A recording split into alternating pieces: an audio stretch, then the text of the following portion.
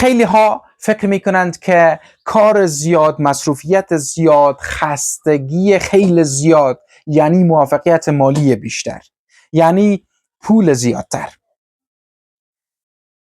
اما در عمل زمانی که ما میبینیم خیلی از انسان ها خیلی زیاد کار میکنند، خیلی زیاد تلاش میکنند، اما باز هم در جایی هستند که چند سال پیش در آنجا بودند.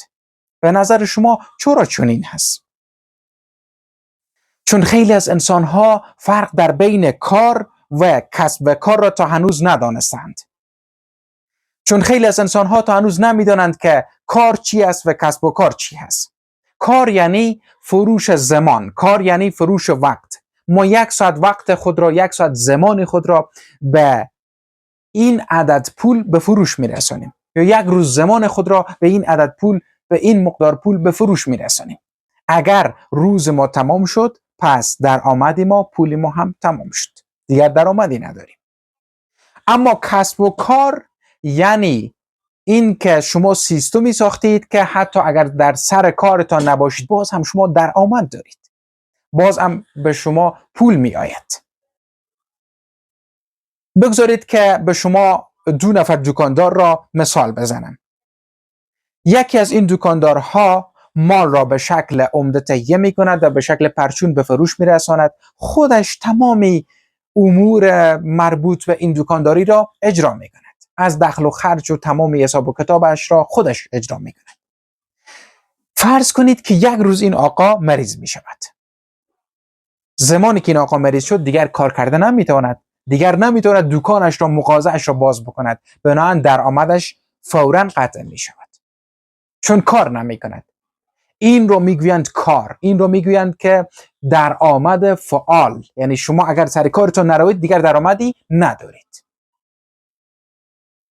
دکانداری دومی است که این دکاندار عین اجناس را به فروش میرساند، اما از ذهن خود بیشتر استفاده کرده است و 1 تیم چند نفره کوچک ساخته است، 1 سیستم فروش ساخته است و در فضای آنلاین 1 صفحه ای را به خودش ساخته است که از طریق این صفحه محصولات خودش را به فروش میرساند و از طریق سیستم ثبت سفارش محصولات خود را به فروش میرساند. حتی اگر این آقا هفته ها هم سر کار خود نباشد و در سفر و سیاحت و چکر و گردش باشد، باز هم چون سیستم ساخته است درآمد دارد. این را میگویند کسب کار.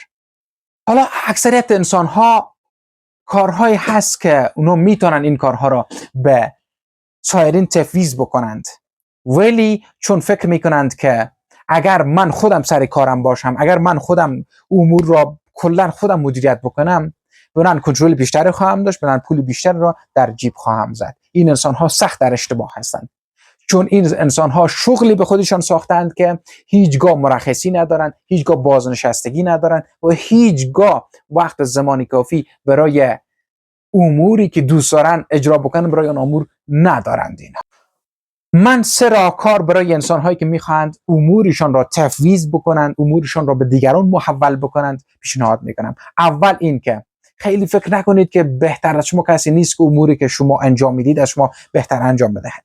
دوما این که شما تمامی کارهایی که اجرا میکنید، انجام میدید، آنها رو مستندسازی بکنید، آنها رو بنویسید که چی کارهایی است که شما اجرا میکنید و فکر میکنید که دیگه کس آنها رو اجرا کرده نخواهد توانست.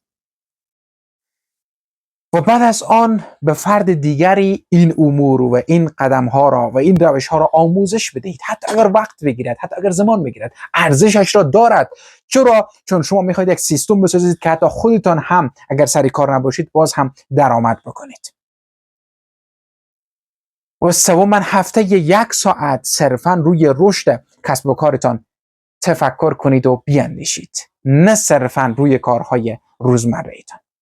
پس دوست عزیز، کسب و کار واقعی کسب و کاری است که حتی اگر خودت هم پشت آن نباشی، در سر کسب و کارت نباشی، باز هم درآمد کرده بتونی، یعنی در غیاب تو باز هم تو بتوانی که پول بسازی و درآمد بکنی.